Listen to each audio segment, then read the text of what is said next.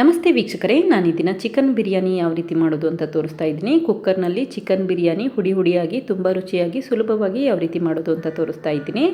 ಈಗ ಮಾಡೋ ವಿಧಾನ ನೋಡ್ಕೊಳ್ಳೋಣ ಬನ್ನಿ. ಮೊದಲು ಕುಕ್ಕರ್ ಪ್ಯಾನಿಗೆ 100 ಗ್ರಾಮಷ್ಟು ತುಪ್ಪ ಹಾಕ್ಕೊಳ್ತಾ ಇದ್ದೀನಿ, ಅಥವಾ 7 ಟೇಬಲ್ ಸ್ಪೂನ್ ತುಪ್ಪ ಹಾಕಿದ್ರೆ ಸಾಕು. ನಾನಿಲ್ಲಿ ಬಿರಿಯಾನಿನ ತುಪ್ಪದಲ್ಲೇ ಮಾಡ್ತಾ ಇದ್ದೀನಿ. ತುಂಬ ರುಚಿಯಾಗಿರುತ್ತೆ ತುಪ್ಪದಲ್ಲಿ ಮಾಡೋದ್ರಿಂದ. ತುಪ್ಪ ಜಾಸ್ತಿ ಉಪಯೋಗಿಸೋದು ಬೇಡ ಅಂತಂದರೆ 3 ಟೇಬಲ್ ಸ್ಪೂನ್ ತುಪ್ಪ ಹಾಗೆ 4 ಟೇಬಲ್ ಸ್ಪೂನ್ ಎಣ್ಣೆ ಹಾಕಿದ್ರೆ ಸಾಕು. ನಂತರ 1 ಟೇಬಲ್ ಸ್ಪೂನಷ್ಟು ಜೀರಿಗೆ ಹಾಕ್ಕೊಂಡಿದ್ದೀನಿ. ಸ್ವಲ್ಪ ಫ್ರೈ ಆದಮೇಲೆ 4 ದಪ್ಪ ಈರುಳ್ಳಿನ ಉದ್ದಕ್ಕೆ ಹೆಚ್ಚಿಟ್ಕೊಂಡು ಹಾಕ್ಕೊಳ್ತಾ ಇದ್ದೀನಿ. ನಾನಿಲ್ಲಿ 1 kg ಚಿಕನ್ಗೆ ಬಿರಿಯಾನಿ ಯಾವ ರೀತಿ ಮಾಡೋದು ಅಂತ ತೋರಿಸ್ತಾ ಇದ್ದೀನಿ. ಇದೇ ಸಮಯದಲ್ಲಿ 1/4 ಟೇಬಲ್ ಸ್ಪೂನಷ್ಟು ಉಪ್ಪು ಹಾಕ್ಕೊಳ್ತಾ ಇದ್ದೀನಿ.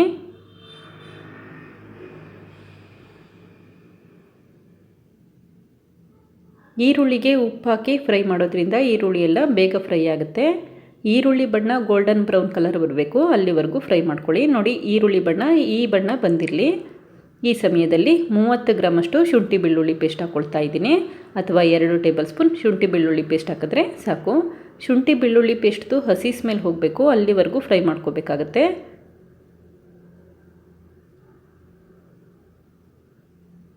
ನಂತರ 1 ಟೇಬಲ್ ಸ್ಪೂನಷ್ಟು ಗರಂ ಮಸಾಲ ಪೌಡರ್ ಹಾಕ್ಕೊಳ್ತಾ ಇದ್ದೀನಿ. ನಾನಿಲ್ಲಿ ಚಕ್ಕೆ, ಲವಂಗ, ಏಲಕ್ಕಿ ಹಾಗೆ ಕಾಳು ಮೆಣಸನ್ನ ತರ್ತರಿಯಾಗಿ ಪುಡಿ ಮಾಡಿಟ್ಕೊಂಡು ಹಾಕ್ಕೊಂಡಿದ್ದೀನಿ.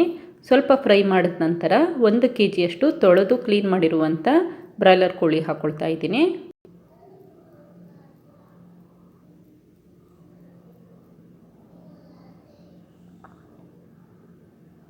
ಈಗ ಇದನ್ನು ಮತ್ತೆ ಮಿಕ್ಸ್ ಮಾಡ್ಕೊಳ್ತಾ ಇದ್ದೀನಿ. ಇದೇ ಸಮಯದಲ್ಲಿ ರುಚಿಗೆ ತಕ್ಕಷ್ಟು ಉಪ್ಪು ಹಾಕ್ಕೊಳ್ತಾ ಇದ್ದೀನಿ. 2 ಟೇಬಲ್ ಸ್ಪೂನ್ ಪುಡಿ ಉಪ್ಪು ಹಾಕ್ಕೊಂಡಿದ್ದೀನಿ. ಹರಳುಪ್ಪು ಕೂಡ ಉಪಯೋಗಿಸ್ಬಹುದು.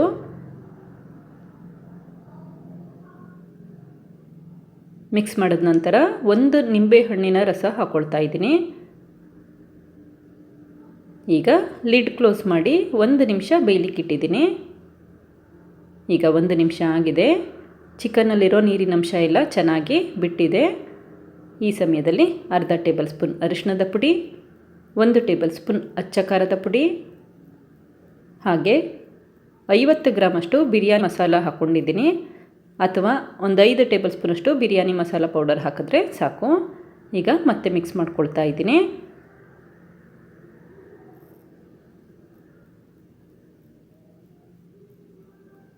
ಈಗ ಲಿಡ್ ಕ್ಲೋಸ್ ಮಾಡಿ 2 ನಿಮಿಷ ಬೇಯಲಿಕ್ಕೆ ಇಟ್ಟಿದ್ದೀನಿ.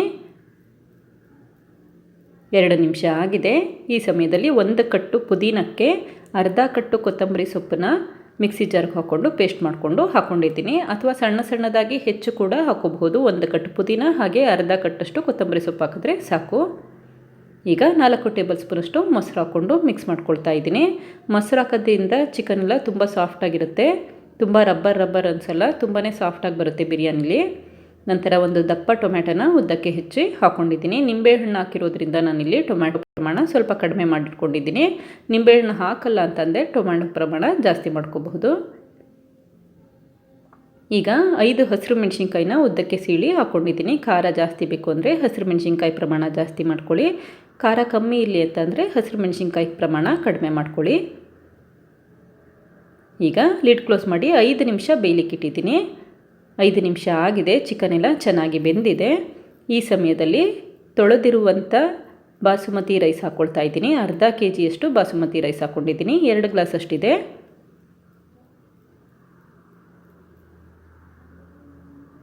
2 ಗ್ಲಾಸ್ ಬಾಸುಮತಿ ಅಕ್ಕಿಗೆ 3.5 ಗ್ಲಾಸಷ್ಟು ನೀರು ಹಾಕ್ಕೊಳ್ತಾ ಇದ್ದೀನಿ.